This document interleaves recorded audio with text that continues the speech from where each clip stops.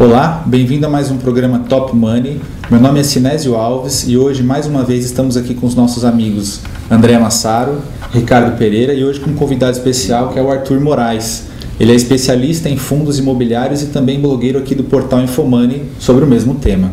O assunto de hoje são fundos imobiliários. A gente vai conversar um pouquinho porque em 2012 eles foram sensação na Bolsa de Valores, houve uma certa euforia e de 2013 para cá eles têm apresentado um rendimento bem complicado, inclusive com algumas cotas caindo bastante. Então a gente vai conversar um pouquinho com o Arthur hoje para dar uma luz aí para o pequeno investidor, o que ele pode fazer, os cuidados que ele tem que tomar, se ele já investe em fundos e como se proteger caso ele queira começar a investir. Arthur, tudo bem? Tudo bom? Boa tarde, olá. Você pode falar para a gente, resumidamente, quais os motivos que levaram a essa euforia com fundos imobiliários em 2012? Foi muita coisa assim, de mídia, a mídia falando muito dessa euforia, ou realmente teve fundamento econômico para tamanha empolgação? Teve. Mas acho que primeiro, o fundo imobiliário não é vilão nem mocinho. O fundo imobiliário é uma classe de ativos e merece ser melhor compreendida. Uma classe nova que precisa ser melhor compreendida pelos investidores, pelo mercado em geral. Em 2012, a mídia despertou para os fundos imobiliários, talvez o próprio mercado tenha despertado para os fundos imobiliários. Mas em função também do crescimento do mercado, da valorização das cotas dos fundos, uma coisa leva a outra, né? Acho que uma coisa potencializa a outra. E teve fundamento, claro, a gente assistiu a Selic saindo de 12% para chegar até 7,25% no decorrer de 2012 até 2013. Num período também em que o mercado imobiliário estava muito aquecido. Se hoje aí se fala de vacância alta, de bolha ou de superoferta, naquela época era o contrário. Não haviam escritórios disponíveis na cidade de São Paulo, por exemplo. Quase nada no Rio de Janeiro. Então era um outro momento, tanto da economia quanto da taxa de juros. Então havia fundamentos para toda essa valorização. Sim. Apenas para pontuar para o nosso espectador, assim, a Selic pode ser considerada o principal, um dos principais drives que se relaciona aí com o desempenho dos fundos imobiliários. Um dos principais, se considerar que a maioria dos fundos imobiliários são geradores de renda. Que renda? Renda de aluguel. Então eu sempre falo que o fundo imobiliário é muito difícil dizer o que é, mas é fácil dizer o que não é. Não é imóvel, se parece muito com imóvel, mas claro que não é imóvel. Não é ação. E não é definitivamente renda fixa. Mas tem um componente muito parecido com a renda fixa. Qual é? Distribuir renda todos os meses. Então a Selic, como custo de oportunidade, ela é sim um dos drivers da precificação das cotas no mercado imobiliário, no mercado de bolsa. Mas não deve ser a única. Isso é que é muito importante a gente deixar claro hoje. Inclusive, eu acho que é a pergunta que eu vou fazer. A gente está falando bastante da Selic, quer dizer, a gente estava naquela ponta e de lá para cá muita coisa mudou, quer dizer, a Selic que já voltou, passou dos 11, a gente não sabe o que vai acontecer muito com relação ao futuro, mas acho que a gente não pode só culpar a Selic, né, dentro desse contexto todo aí dos maus resultados que os fundos tiveram de lá para cá. O que você acha que foi além disso? Quer dizer, a própria desinformação do investidor em saber, em alinhar sua expectativa com relação aos fundos imobiliários? Você acha que teve isso também? Isso que eu venho dizendo, o fundo imobiliário hoje é que nem um adolescente, sabe? Ninguém me compreende, sabe? O adolescente não está sempre falando, ninguém me entende. A gente precisa entender o que é fundo imobiliário, que parece muita coisa, mas não é. Parece, por exemplo, fundo 409, fundo de renda fixa, não é. Parece imóvel, não é. Parece ação. Então a gente precisa entender o que é o fundo imobiliário. E essa falta de entendimento também atrapalhou, também levou a uma queda mais expressiva do que os fundamentos justificam, por exemplo. Bacana, e isso é interessante porque acho que essa questão da expectativa pesou muito, quer dizer, muita gente acabou indo pro fundo achando que era uma coisa, como na verdade era outra, inclusive com relação à parte de riscos. Né? Muita gente achando que era renda fixa, muita gente apenas olhando a tal da renda mínima garantida. Se houver espaço a gente podia fazer um comentário sobre isso. E lembrando, uma circunstância muito diferente que a gente viveu no Brasil, a Selic chegar a 7,25 foi algo inédito, foi numa velocidade razoável essa queda, e da mesma maneira agora ela volta para 11 numa velocidade alta. Isso é um impacto, é um choque na taxa de juros que é muito grande. Se olhar, os títulos do Tesouro Direto também tiveram uma valorização muito grande na queda, desvalorização agora. Os fundos de renda fixa. Então, o fundo imobiliário, na característica que ele tem de ser parecido com renda fixa, seguiu essa mesma linha, acompanhando a Selic. Mas nem todo fundo é simplesmente gerador de renda. Só para complementar, então a gente pode resumir que não só os fundamentos econômicos colaboraram para essa derrocada aí dos fundos imobiliários. Um pouco de falta de informação do investidor que entrou na euforia e no comecinho da queda já faz aquele efeito manada e acaba saindo. Entrou e saiu e não entendeu muito bem o que era o produto. Não entendeu, exatamente. Legal. Tem muita gente que não entendeu o que fez.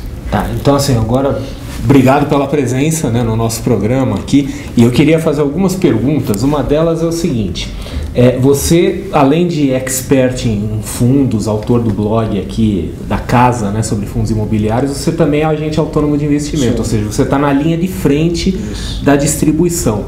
E eu queria assim que você comentasse um pouco. A gente estava falando um pouco da postura do investidor, das expectativas dele, e a gente sentiu muito isso em 2012 quando a taxa caiu, que as pessoas começaram a desesperadamente procurar alternativas a uma renda fixa que desse aquele número mágico de 1% ao mês, né? Parece que a gente tem isso como referência.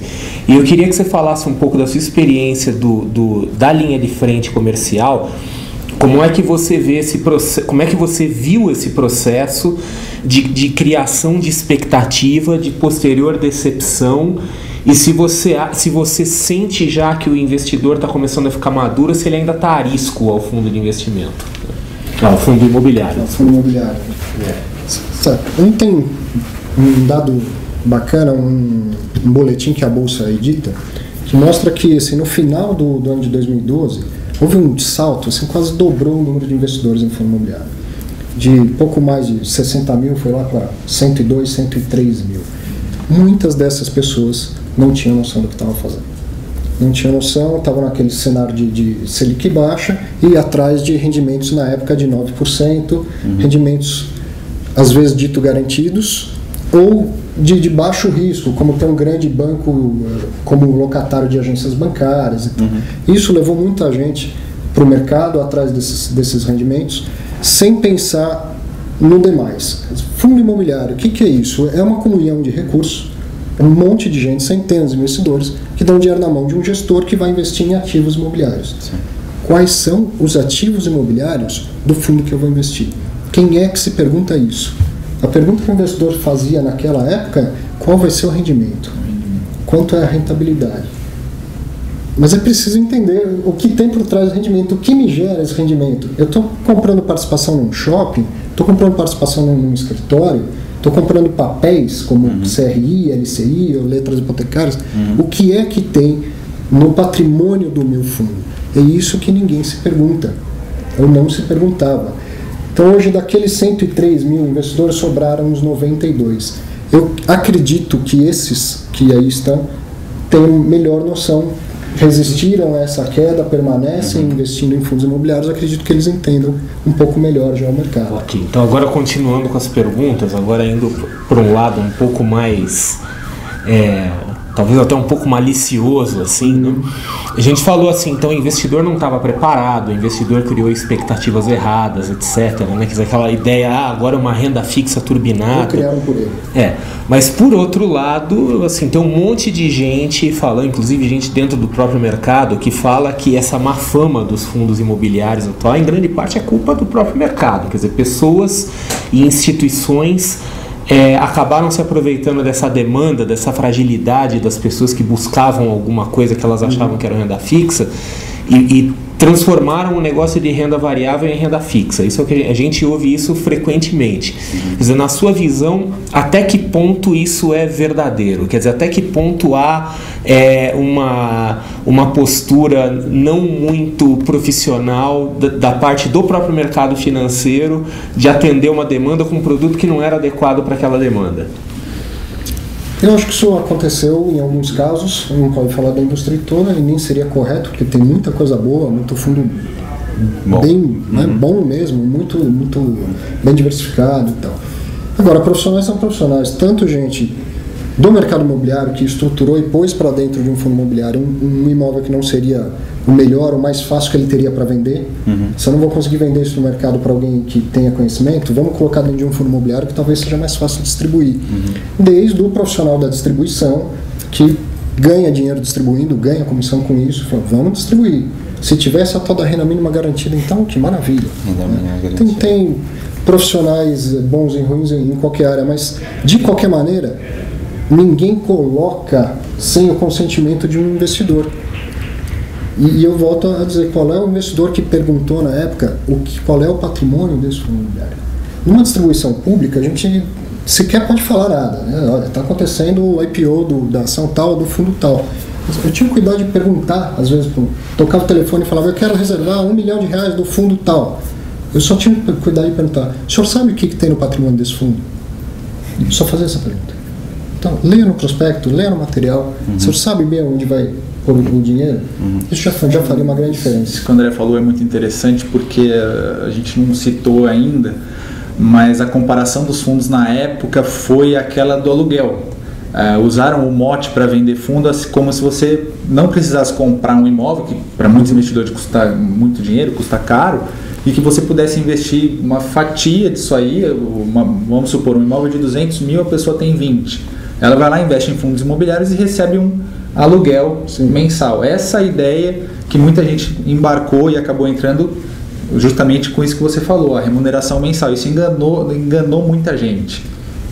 Eu acho que essa comparação é a melhor delas. Investir em fundo imobiliário, no fim das contas, é investir em ativos imobiliários, na maioria das vezes imóveis.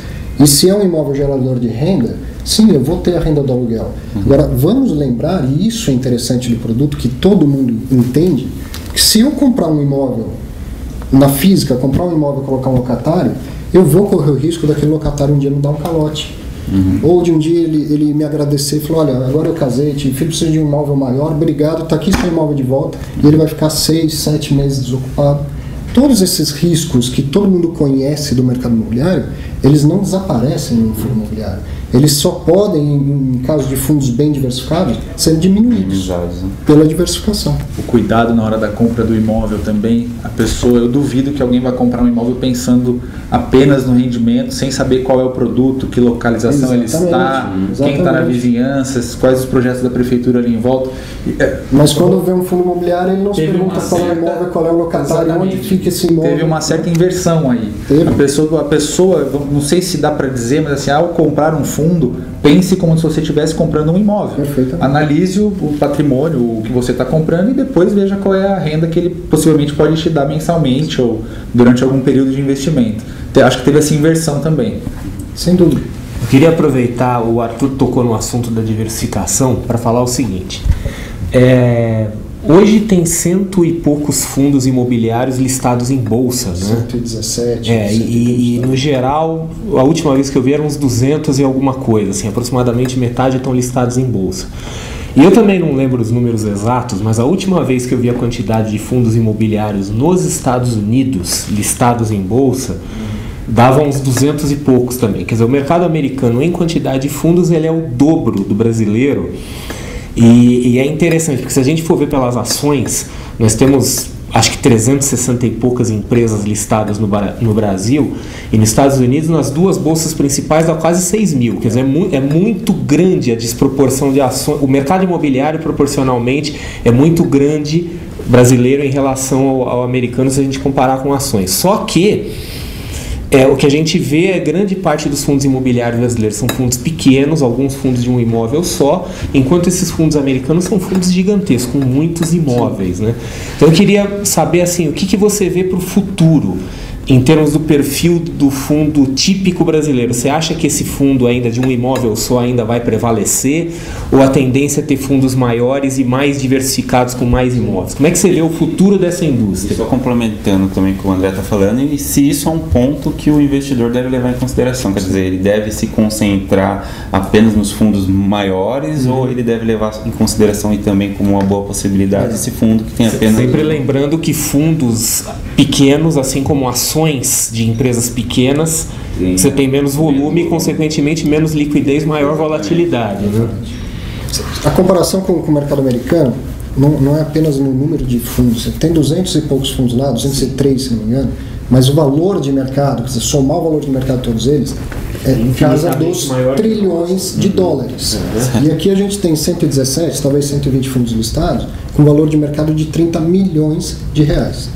Então fica muito claro, se a gente dividir uma coisa pela outra, o tamanho do patrimônio de cada fundo. Lá nos Estados Unidos, os patrimônios são de bilhões de dólares em cada fundo. Eles têm, no mínimo, centenas de imóveis, milhares de imóveis, não só nos Estados Unidos, no Brasil afora. Recentemente eu escrevi aqui no blog dos fundos imobiliários, um fundo imobiliário canadense que comprou 5 hospitais no Brasil. Eles já estão diversificando fora dos próprios territórios, fora dos próprios países. Por que temos tantos monoativos no Brasil? Esse é um produto que existe desde 93, 20, 21 anos no Brasil. Circunstancialmente, eles foram muito importantes. Há 15 anos atrás, mal havia mercado imobiliário. A gente está vivendo uma coisa recente de profissionalização de mercados.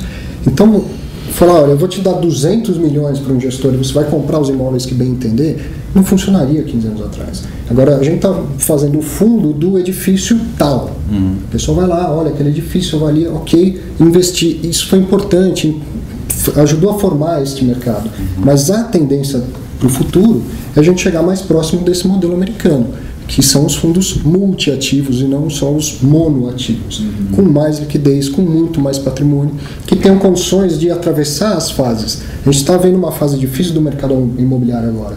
Um fundo que tem um único ativo e perca o locatário, um único ativo, um único locatário, perdeu a sua locatária, ficou 100% imóvel vazio. Agora a gente tem fundos hoje com patrimônio aí de 2 bilhões de reais, alguns até mais no Brasil, com centenas de locatários. Tem um problema em um imóvel, em 5 imóveis, não é um problema no patrimônio todo do fundo. Então, se eu tenho um apartamento e troco, alugado e troco esse apartamento por um fundo multiativo, com centenas de imóveis, eu estou fazendo um negócio parecido, visando renda de aluguel, só que diversificando e diminuindo muito o meu risco. Então, no meu ver, a tendência são crescer e... Você acha que vai ter uma consolidação no Brasil?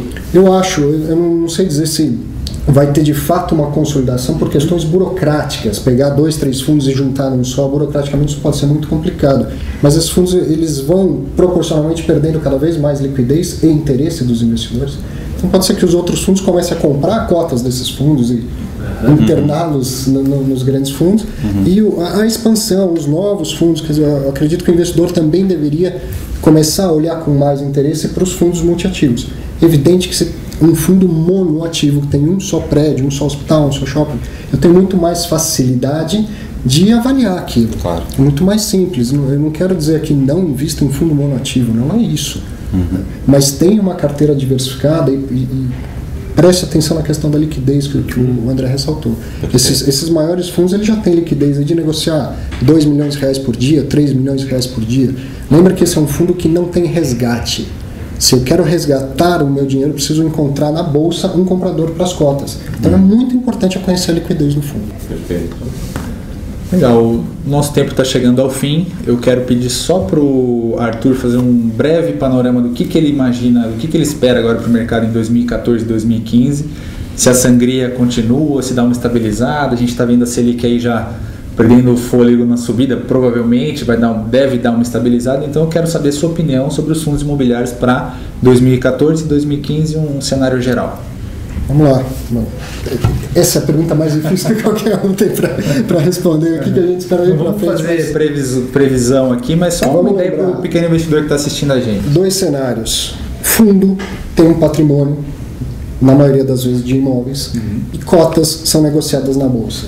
Temos uma parte real, uma parte virtual do mesmo produto. O mercado virtual sofre com a Selic. Me parece que a alta está terminando, talvez esse sofrimento termine.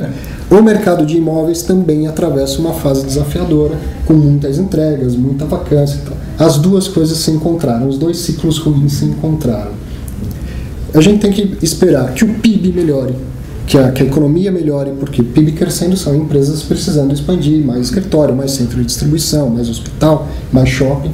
Então a gente tem que olhar para o PIB, no lado da economia real e para a Selic, para a inflação no lado do valor mobiliário, da parte virtual desse mercado. Você arriscaria dizer que o pior já passou então? Ou... Me parece que sim, porque o pior nos mercados ele foi mais uma questão de confiança, de medo dos investidores, não só em fundo imobiliário. Quando a gente viu aquelas manifestações em junho, uma retirada massiva de gente dos mercados, acho que essa foi a pior fase e que isso me parece já foi contornado. Assim espero.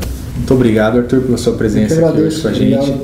Estamos chegando ao fim de mais um programa Top Money. A gente quer que você envie suas dúvidas através dos nossos canais nas redes sociais, pelo Facebook, no facebook.com/TopMoneyTV e pelo Twitter no @TopMoneyTV. A gente aguarda para responder aqui com o maior carinho, tá bom? Um abraço e até a próxima.